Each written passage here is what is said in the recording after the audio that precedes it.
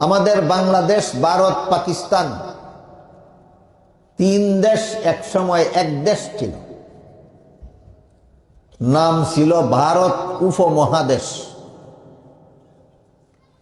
তখন এই ভারত উপমহাদেশ মুসলমানেরা শাসন করতেন। যে সমস্ত মুসলমানেরা সমস্ত ভারত উপমহাদেশ শাসন করতেন, তাদের মধ্যে একজন ছিলেন বাদশাহ আলমগীর। আশা করি আপনারা অনেকেই বাদশাহ আলমগীরের নাম শুনে থাকবেন। বাদশাহ আলমগীর শুধু একজন বাদশাহ ছিলেন না, তিনি জগৎ বিখ্যাত আলিমও ছিলেন। তার যুগের শ্রেষ্ঠ আলেমদের সহযোগিতায় তিনি পৃথিবীর বিখ্যাত ফতোয়ার কিতাব ফতোয়ায়ে আলমগীরি, বাদশাহ আলমগীরের লেখা। কেতনা বড় আলেম হইলে পৃথিবী বিখ্যাত ফতোয়ার কিতাব লিখতে পারে, আপনারা চিন্তা করে দেখেন। এই সমস্ত লোকেরা যখন ভারত উপমহাদেশ শাসন করতেন, তখন সমগ্র ভারতে প্রায় 12 লক্ষ মাদ্রাসা ছিল। বাদশাহ আলমগীর এবং তার সমসাময়িকরা যখন ভারত উপমহাদেশ শাসন করতেন, তখন সমস্ত ভারত উপমহাদেশে মাদ্রাসা ছিল প্রায় 12 লক্ষ।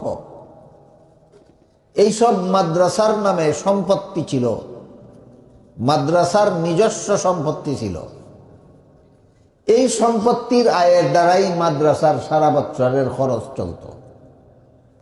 কাজেই তখনকার মাদ্রাসা চলার জন্য সরকারি সাহায্যেরও দরকার হইত না, পাবলিকের সাহায্যেরও দরকার হইত না।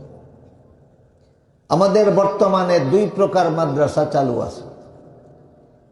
এক প্রকার মাদ্রাসা সরকারি টাকা ছাড়া চলে না, এগুলিকে সরকারি মাদ্রাসা বলা হয়। আর এক প্রকার মাদ্রাসা কওম বা জনগণের চাঁদা ছাড়া চলে না, এই জন্য এইগুলিকে কওমি মাদ্রাসা বলা হয়। কিন্তু বাদশাহ আলমগীরের যুগের এই উপমহাদেশের 12 লক্ষ মাদ্রাসা সরকারিও ছিল না, কওমিও ছিল না।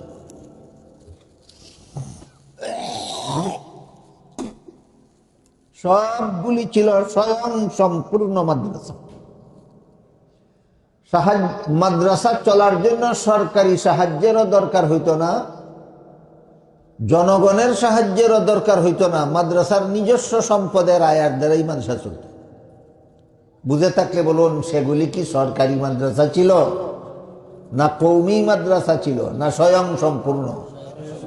স্বয়ং সম্পূর্ণ। এইভাবেই উপমহাদেশের মাদ্রাসা শিক্ষা চলতেছিল। হঠাৎ করে ইংরেজরা ব্রিটেন থেকে ইংরেজরা বাণিজ্যের বাহানায় এই দেশে আসলো। আর কিছুদিনের মধ্যে দেশের শাসন ক্ষমতা জুড়ে দখল করে নিয়ে গেল। সারা উপমহাদেশের শাসন ক্ষমতা ইংরেজরা জুড়ে দখল করে নিয়ে যাওয়ার পরে 12 লক্ষ মাদ্রাসার নামে যত সম্পত্তি ছিল, সম্পত্তিগুলি সরকারিকরণ করে নিয়ে গেল। মাদ্রাসার সম্পদ আর মাদ্রাসার সম্পদ রইল না, এগুলি সরকারের সম্পদ হইয়া গেল। অটোমেটিকলি সবগুলি মাদ্রাসা বন্ধ হইয়া গেল। এরপরে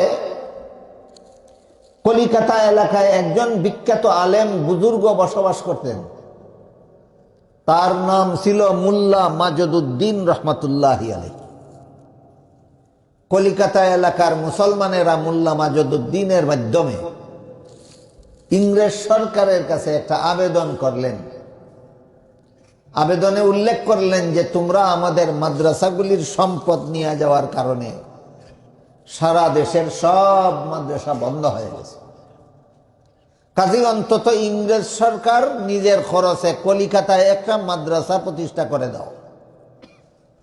যেই মাদ্রাসা সরকারি খরচে প্রতিষ্ঠা হবে, সরকারি খরচে চলবে, আর অন্তত কলিকাতা এলাকার মুসলমানেরা এখানে নিজেদের ইসলাম ধর্মটা শিক্ষা করবে। লর্ড ওয়ারেন হেস্টিংস এই আবেদন মঞ্জুর করে 1781 খ্রিস্টাব্দে কলিকাতায় একটা মাদ্রাসা প্রতিষ্ঠা করে দিল সরকারি খরচে। নাম দিল কলিকাতা আলিয়া মাদ্রাসা। এখান থেকে আলিয়া মাদ্রাসার ইতিহাস শুরু হয়।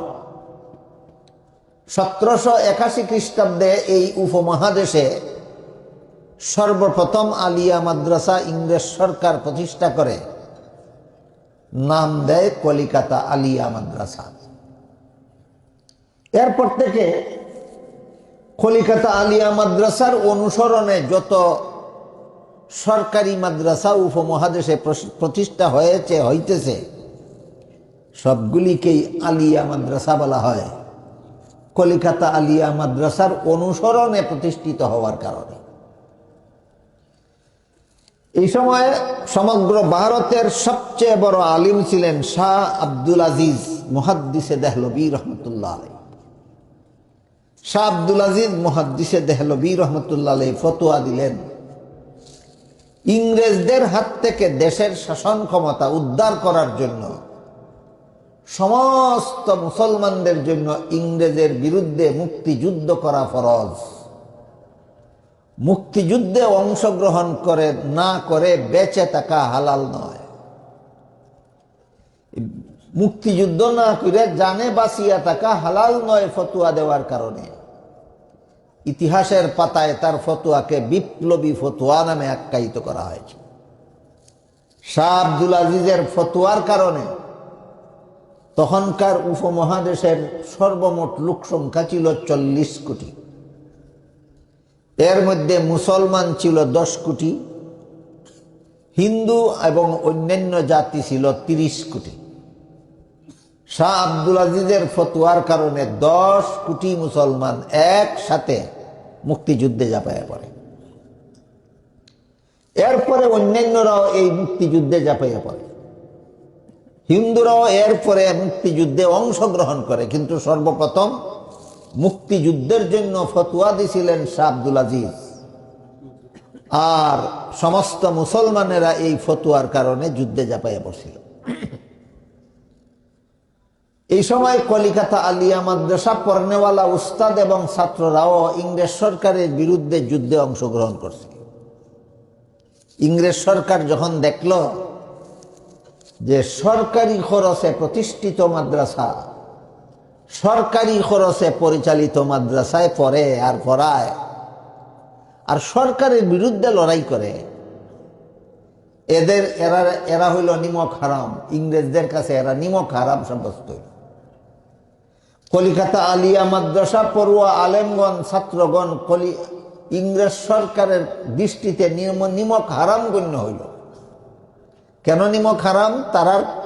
তারার খরচে প্রতিষ্ঠিত মাদ্রাসা, তারার খরচে পরিচালিত মাদ্রাসায় পড়ে আর পড়ায়, আবার তারার বিরুদ্ধেই যুদ্ধ করে। এই কারণে এরা নিমক হারাম আখ্যায়িত করে। কলিকাতা আলিয়া মাদ্রাসার আলেমগণকে নিমক হারাম আখ্যায়িত করিয়া এই মাদ্রাসাকে পঙ্গু বানাইয়া দেওয়ার জন্য ইংরেজ সরকার বহুমুখী ব্যবস্থা গ্রহণ করে। এর মধ্যে 1-2টা ব্যবস্থা আমি আপনাদের শোনাই। কলিকাতা আলিয়া মাদ্রাসার সিলেবাস থেকে হাদিসের এবং তফসিরের কিতাব রহিত করে দিল। মাদ্রাসায় পড়বে কিন্তু হাদিস কোরআন পড়ার কোনো সুযোগ নাই। কলিকাতা আলিয়া মাদ্রাসার এই দশা ঘটাইল। এরপর ইংরেজ সরকার আইন পাশ করে নিল, যারা মাদ্রাসায় লেখাপড়া করবে এদেরকে সরকারে শিক্ষিত বলে গণ্য করবে না। এই আইন পাশ করিয়া সরকারি আলিয়া মাদ্রাসায় পড়নেওয়ালা আলেমদেরকেও অশিক্ষিত সাব্যস্ত করে দিল। তারপর কলিকাতা আলিয়া মাদ্রাসার প্রথম থেকে 26 নম্বর পর্যন্ত ধারাবাহিকভাবে 26 জন প্রিন্সিপাল দিল খ্রিস্টান। কলিকাতা আলিয়া মাদ্রাসার প্রথম প্রিন্সিপাল খ্রিস্টান, দ্বিতীয় প্রিন্সিপাল খ্রিস্টান, তৃতীয় প্রিন্সিপাল খ্রিস্টান, চতুর্থ প্রিন্সিপাল খ্রিস্টান, এইভাবে 26 জন প্রিন্সিপাল নিয়োগ দিল খ্রিস্টান। আপনারা চিন্তা করে দেখুন, একটা মাদ্রাসার প্রিন্সিপাল যদি খ্রিস্টান হয় তাহলে ইসলামী শিক্ষার 12টা বাজতে আর কত বাকি থাকে? তারপর এই মুক্তিযুদ্ধের উপর খেপল ইংরেজ সরকার। খেপিয়া এই মুক্তিযুদ্ধকে বানচাল করার জন্য তারা একটা পরামর্শ করলো ইংল্যান্ডে, যে উপমহাদেশে আমাদের বিরুদ্ধে মুক্তিযুদ্ধ করতেছে মুসলমানেরা আলেমগণের ফতুয়ার কারণে, আর আলেমগণ আলেম হয় কোরআন শিক্ষার কারণে। কাজী উপমহাদেশের কোরআন শিক্ষাও বন্ধ করতে হবে, আর আলেমগণকে ধ্বংস করতে হবে, মুক্তিযুদ্ধ বন্ধ করতে হবে। এই সিদ্ধান্ত নিয়ে ইংরেজরা 1863 খ্রিস্টাব্দ থেকে 1866 খ্রিস্টাব্দ পর্যন্ত 3 বছরে লক্ষ লক্ষ কোরআন শরীফের এডিশন লাইব্রেরি থেকে পাহাড়ে নিয়ে পেট্রোল দিয়ে জ্বালাইয়া দিল, মুসলমান যেন কোরআন শিক্ষার সুযোগ না পায়। 1863 খ্রিস্টাব্দ থেকে 1866 খ্রিস্টাব্দ পর্যন্ত 3 বছরে 14,000 উলামায়ে কেরামকে ফাঁসিতে ঝুলাইয়া দিল। 14,000 আলিমকে ফাঁসি দিয়া দিল, কারণ আলিমের ফতুয়ার কারণে মুক্তিযুদ্ধ করে মুসলমান। এই অবস্থায় ভারতের যত যুদ্ধক্ষেত্রে ইংরেজের বিরুদ্ধে মুসলমানদের জেহাদ হয়েছিল, এর মধ্যে একটা ইতিহাস বিখ্যাত যুদ্ধক্ষেত্রের নাম শামলী। শামলীর যুদ্ধক্ষেত্রে মুসলমান সেনাবাহিনীর প্রধান সেনাপতি ছিলেন কাসিম নানতুবি রহমতুল্লাহ আলাইহি। কাসিম নানতুবি রহমতুল্লাহ আলাইহি দেখলেন যে ইংরেজ সরকার যেভাবে আলেমদেরকে ধ্বংস করতেছে, নূতনভাবে যদি এই দেশে আর আলেম তৈরির ব্যবস্থা না হয়, তে ভবিষ্যতে এই দেশে ইসলামও থাকবে না, মুসলমানও থাকবে না। কলিকাতা আলিয়া 12 লক্ষ মাদ্রাসা তো আগেই ধ্বংস করে দিল। কলিকাতা আলিয়া মাদ্রাসা নিজেরা প্রতিষ্ঠা করে দিয়া নিজেরাই আবার এটাকে পঙ্গু করে দিল। 14 লক্ষ আলেমকে 3 বছরের ভিতরে ফাঁসি দিয়া দিল। কাজী কাসিম নানতুবি চিন্তা করলেন যে নূতনভাবে যদি এই দেশে আলেম তৈরির ব্যবস্থা না হয়, তাহলে ভবিষ্যতে এখানে ইসলামও থাকবে না, মুসলমানও থাকবে না। আর নূতনভাবে আলেম তৈরি করতে হইলে আলিয়া মাদ্রাসার দ্বারা আর হবে না, কারণ আলিয়া মাদ্রাসারে তো সরকারে হাতের খেলার পুতুল বানাইয়া লইছে। এই কারণে আর আলিয়া মাদ্রাসার দ্বারা হবে না। এখন নূতন ধারার শিক্ষা ব্যবস্থা চালু করতে হবে, যে মাদ্রাসা সরকারি খরচে নয়, কওম বা জনগণের চান্দার দ্বারা মাদ্রাসা চলবে। এই পরিকল্পনা গ্রহণ করলেন কাসিম নানতুবি রহমতুল্লাহি আলাইহি, যে কয়েকজন সঙ্গী সাথী নিয়া, তাদের মধ্যে একজনের নাম ছিল মৌলানা রফিউদ্দিন রহমতুল্লাহ আলাইহি। মৌলানা রফিউদ্দিন রহমতুল্লাহি আলাইহি স্বপ্নে দেখেন মুহাম্মাদুর রাসূলুল্লাহ সাল্লাল্লাহু আলাইহি ওয়াসাল্লাম বলতেছেন যে তোমরা যে নূতন ধারার শিক্ষা ব্যবস্থায় মাদ্রাসা প্রতিষ্ঠা করবে, অর্থাৎ তোমরা যে কওমি মাদ্রাসার ভিত্তি স্থাপন করবে, মাদ্রাসার গড় আমার অঙ্কিত রেখায় রেখায় নির্মাণ করবে। এই বলে রাসূল নিজের হাতের লাঠি মুবারক দ্বারা উত্তরপ্রদেশের দেওবন্দ নামক পল্লীর এক অঞ্চলে রেখা টেনে দিয়ে বললেন, তোমাদের সর্বপ্রথম কওমি মাদ্রাসার গড় আমার লাঠির দাগে দাগে নির্মাণ করবে। এইগুলো স্বপ্নের কথা, ঘুম ভাঙ্গার পরে বাস্তবেও জমিনে স্বপ্নে দেখা রসুলের লাঠি মুবারকের দাগ পাওয়া গেল। এই দাগে দাগে উপমহাদেশের সর্বপ্রথম কওমি মাদ্রাসা দারুল উলুম দেওবন্দ মাদ্রাসার গড় নির্মাণ করা হইল। এই কারণে বলছিলাম যে মাদ্রাসা শিক্ষা সফল হওয়ার যে 3 গুণের কথা আল্লাহ কোরআনে উল্লেখ করেছেন, এই 3 গুণ সন্তোষজনকভাবে কওমি মাদ্রাসায় পাওয়া যায় কেন? এটা মুহাম্মাদুর রাসূলুল্লাহর প্রতিষ্ঠিত মাদ্রাসা। মুহাম্মাদুর রাসূলুল্লাহ দুনিয়া থেকে বিদায় হয়ে গেছেন প্রায় 1500 বছর আগে, আর দারুল উলুম দেওবন্দ মাদ্রাসার ভিত্তি স্থাপন করা হয়েছে মাত্র প্রায় 150 বছর আগে। প্রশ্ন জাগতে পারে আপনাদের মনে, যে নবী 1500 বছর আগে দুনিয়ার থেকে বিদায় হয়ে গেছেন, সেই নবী 150 বছর আগে দারুল উলুম দেওবন্দ মাদ্রাসা কিভাবে প্রতিষ্ঠা করলেন? তাহলে কি তিনি আবার দুনিয়াতে ফিরে এসেছিলেন? নাকি মদিনা শরীফ থেকে দেওবন্দে এসেছিলেন। তিনি আবার দুনিয়াতেও ফিরে আসেননি, তিনি দেওবন্দেও আসেননি, বরং এটা হইল স্বপ্নের ঘটনা। তবে রসুলকে স্বপ্নে দেখা এটা সাধারণ স্বপ্ন নয়। হাদিস শরীফে রসুল করিম সাল্লাল্লাহু আলাইহি ওয়াসাল্লাম বলেন, যেই ব্যক্তি আমাকে স্বপ্নে দেখলো সে আমাকেই দেখলো, কারণ শয়তান অন্য কারো নমুনা ধরে স্বপ্নে দেখাইতে পারে, আমার নমুনা ধরা শয়তানের ক্ষমতাই নাই। শয়তান রাসূলের নমুনা ধরে কাউকে ধোঁকা দিতে পারে না, স্বপ্ন দেখাইতে পারে না। কাজেই যে স্বপ্নে দেখলো, যে আমাকে স্বপ্নে দেখলো সে আমার সুরতই দেখলো, আমার আকৃতি দেখলো। তাহলে রসুল নিজে এসেছিলেন না স্বপ্নে দাগ পৌঁছাইয়া দিছিলেন? স্বপ্ন যুগে দাগ পৌঁছাইয়া দিছিলেন। বর্তমানে কওমি মাদ্রাসার ছাত্রদের মধ্যে এলেম অনুপাতে আমল সন্তোষজনকভাবে পাওয়া যায়। কওমি মাদ্রাসায় যারা পড়ে এরা সুন্নতে রসুল এবং জমাতে সাহাবাকে আদর্শ মাপকাঠি মানে আহলে সুন্নত ওয়াল জমাতের আদর্শকে মরণ কামড় দিয়া আঁকড়াইয়া ধরে রাখছে কওমি আলেমগণ। কওমি আলেমগণ দুনিয়ার সমস্ত মানুষকে জাহান্নাম থেকে বাঁচার পথ দেখাবার বহুমুখী পরিকল্পনা গ্রহণ করেছে। এই সবগুলি মুহাম্মদুর রাসূলুল্লাহর লাঠি মুবারকের দাগের বরকত। আপনাদের মনে প্রশ্ন জাগতে পারে যে স্বপ্ন যুগে রসুল লাঠি দিয়ে দাগ দিয়েছিলেন, ঘুম ভাঙ্গার পরে সেই দাগ জমিনে পাওয়া গেছিল এবং এই দাগে দাগেই সর্বপ্রথম কওমি মাদ্রাসা দারুল উলুম দেওবন্দের গড় বানানো হয়েছিল, এমন কথা কোনো ইতিহাসে আছে কিনা? হ্যাঁ, অবশ্যই। উর্দু ভাষায় লিখিত একটা ইতিহাস গ্রন্থের নাম তারিখে দারুল উলুম দেওবন্দ। বাংলাদেশ ইসলামিক ফাউন্ডেশনের পক্ষ থেকে এটার বাংলা অনুবাদ প্রকাশিত হয়েছে। অনুদিত বাংলা গ্রন্থটার নাম দারুল উলুম দেওবন্দের ইতিহাস। যারা উর্দুটা না বুঝেন বাংলাটা পড়ে দেখেন, ভূমিকায় লেখা আছে স্বপ্ন যুগে রাসূল করিম সাল্লাল্লাহু আলাইহি ওয়াসাল্লাম রেখা টেনে দিয়েছিলেন সর্বপ্রথম কওমি মাদ্রাসা দারুল উলুম দেওবন্দ মাদ্রাসার ঘর বানাবার জন্য। ঘুম ভাঙ্গার পরেও জমিনে দাগ পাওয়া গেছিল এবং রসুলের লাঠি মুবারকের দাগে দাগেই সর্বপ্রথম কওমি মাদ্রাসা দারুল উলুম দেওবন্দ মাদ্রাসার ঘর নির্মাণ করা হয়েছিল। এজন্য আমি বলেছি কওমি মাদ্রাসা মুহাম্মদুর রাসূলুল্লাহর প্রতিষ্ঠিত মাদ্রাসা। বুঝে থাকলে বলেন, দাগ দেওয়ার জন্য নবী এসেছিলেন না স্বপ্ন যুগে দাগ পৌঁছে দিয়েছিলেন? এর একটা উদাহরণ হাদিস থেকে বলি।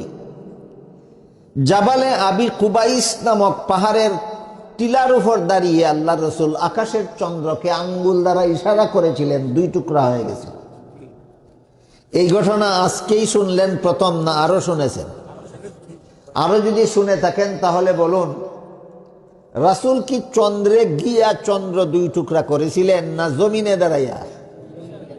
যেই নবী দুনিয়ার জমিনে দাঁড়াইয়া আঙ্গুল দিয়া ইশারা করলে আকাশের চন্দ্র দুই টুকরা হয়, সেই নবী মদিনা শরীফে রওজার ভিতরে শুইয়া ইশারা করলে দেওবন্দের মাটিতে দাগও হতে পারে না?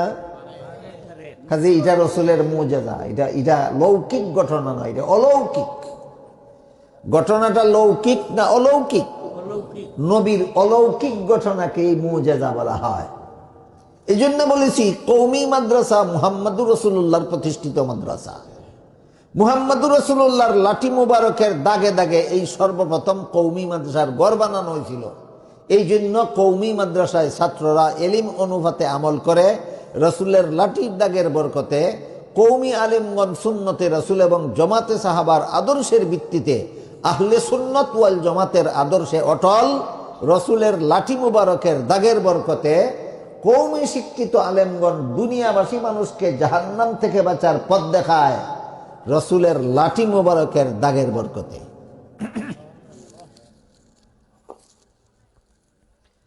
আমার দেখা দুনিয়ার যত দেশে, আমার চোখে দুনিয়ার যত দেশে আলিম তৈরি হওয়ার মতো মাদ্রাসা দেখেছি, সবগুলি দারুল উলুম দেওবন্দ মাদ্রাসা পড়নেওয়ালা আলেম অথবা তাদের ছাত্র অথবা তাদের ছাত্রের ছাত্রদের প্রতিষ্ঠিত। সবগুলি কওমি মাদ্রাসা। বাংলাদেশে এলেম মতো আমল তৈরি করার মতো মাদ্রাসা যদি থাকে তাহলে সন্তোষজনকভাবে আছে কওমি মাদ্রাসা। ভারতের অবস্থাও এমনই, পাকিস্তানের অবস্থা এমনই। আমার চোখে দেখেছি ইংল্যান্ডে যত আলিম তৈরি হওয়ার মতো যত মাদ্রাসা আছে সবগুলি কওমি মাদ্রাসা। কওমি মাদ্রাসা সারা ইংল্যান্ডে যে দুই একটা মাদ্রাসার নাম নেওয়া হয়েছে এগুলিতে আলেম তৈরি হয় না। আমেরিকায় আলেম তৈরি হওয়ার মতো যত মাদ্রাসা প্রতিষ্ঠা হয়েছে আমার চোখে দেখেছি সবগুলি কওমি মাদ্রাসা। কানাডায় আলেম তৈরি হওয়ার মতো যত মাদ্রাসা প্রতিষ্ঠিত হয়েছে আমার চোখে দেখেছি সবগুলি কওমি মাদ্রাসা। গেল মাদ্রাসার ব্যাপার। সর্বপ্রথম কওমি মাদ্রাসা দারুল উলুম দেওবন্দ মাদ্রাসার আলেমগণ সারা দুনিয়াতে এই নবীর এলেম কোরআন হাদিসের এলিম চালুর ব্যবস্থা করে গেছে।